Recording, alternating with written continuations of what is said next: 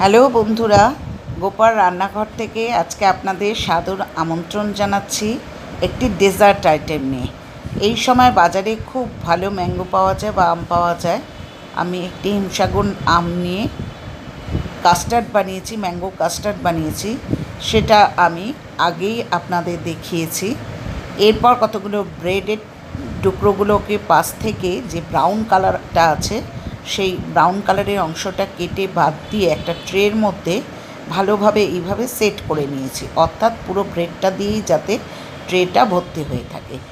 এরপর আমি একটা ফ্রাইং প্যানের মধ্যে একটু বাটার নিয়ে এই ব্রেডগুলো, যেগুলো চারদিক থেকেই আমি ব্রাউন অংশটা কেটে নিয়েছি, বাটারে এ সাইড ও সাইড করে দুই সাইডে একটু ভালো করে জাস্ট সেঁকে নিয়েছি। ঠিক আছে বন্ধুরা, খুব বেশি কড়া করে সেঁকবেন না, জাস্ট একটু, যাতে বাটারের গন্ধটা হয় এবং একদম যাতে কাঁচা ব্রেড না হয়, সেই জন্য আমি জাস্ট দুটো সাইডই ভালো করে একটু সেঁকে নিলাম। সেঁকে নিয়ে ঠিক যেভাবে আমি ট্রেটা এই ব্রেডগুলোকে সেট করে রেখেছিলাম, প্রথমেই আমি যেভাবে দেখিয়েছিলাম সেইভাবেই আমি ট্রেতে এই ব্রেডগুলোকে ঠিক একইভাবে সেট করে নেব। ঠিক আছে বন্ধুরা। আচ্ছা, কাস্টার্ডটা তো আমি আগেই বানিয়ে রেখেছি, সেটা কিভাবে বানাচ্ছি সেটা তো আমি আগেই অন্য ভিডিওতে দেখিয়েছি। এবার সেই কাস্টার্ডটি, ম্যাঙ্গো কাস্টার্ডটি আমি ব্রেডের উপর দিয়ে গোটা ট্রেটাতে, দেখুন ট্রেটাতে কিন্তু খুব ভালো করে ব্রেডটাকে আমি সেট করে নিয়েছি। আমি নিচ দিয়ে ওপর দিয়ে কিন্তু খুব ভালো করে কাস্টার্ডটা ঢেলে নিচ্ছি, দেখতে পাচ্ছেন বন্ধুরা, যাতে নিচেও বেশি করে কাস্টার্ড চলে যায়, তাহলে ঠান্ডা হলে সেটা খেতে খুব ভালো লাগে জমে গেলে। দেখেছেন আমি চতুর্দিক থেকে সুন্দর করে কাস্টার্ডটি ঢেলে দিচ্ছি। ঠিক আছে বন্ধুরা। এরপর দেখুন ওপরে আমের টুকরোগুলো আছে, সেগুলোও কিন্তু কাস্টার্ডের মধ্যে বা ব্রেডের ওপরে কিন্তু পড়ছে। দেখেছেন আমি চতুর্দিক থেকে কাস্টার্ডটি ঢেলে দিলাম। এবার ব্রেডটা কিন্তু কাস্টার্ডে চাপা পড়ে যাবে, অর্থাৎ নিচেও কিন্তু কাস্টার্ড চলে গেছে, এতটি আমি কাস্টার্ড ভালো করে ঢেলে নিয়েছি। ঠিক আছে বন্ধুরা। এরপর ডেকোরেশনের পালা।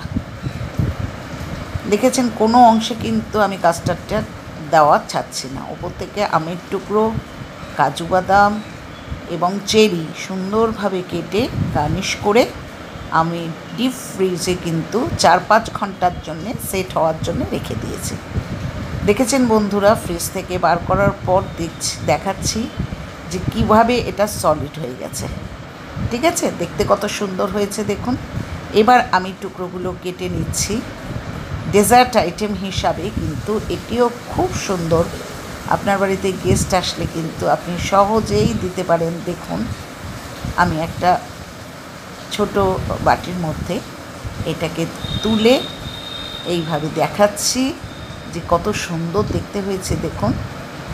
সুতরাং এটি কিন্তু বাড়িতে গেস্ট আসলে ডেজার্ট আইটেম হিসেবে যথেষ্ট সুন্দরভাবে পরিবেশন করতে পারেন। সুতরাং আজকেও দেখুন বন্ধুরা একটা খুব ইন্টারেস্টিং আইটেম দেখালাম। বারবারই বলছি যে খুব অল্প উপকরণ নিয়ে কত সুন্দরভাবে আমি এরপর এক জিনিস দেখাচ্ছি। যদি এটা দেখার ইচ্ছা থাকে তাহলে অবশ্যই চ্যানেলটি সাবস্ক্রাইব করুন, পাশে থাকা বেল আইকনটি প্রেস করুন, যাতে নোটিফিকেশন হিসাবে আমি কোনো কিছু পোস্ট করলেই আপনার কাছে পৌঁছে যায়। লাইক করুন, শেয়ার করুন, কমেন্ট করুন। বন্ধুরা, আপনাদের একটা কমেন্ট আমাদের কাছে অনেক বড় প্রাপ্তি। আজ আসি, পরের দিন দেখা হবে আবার কোনো নতুন আইটেম নিয়ে।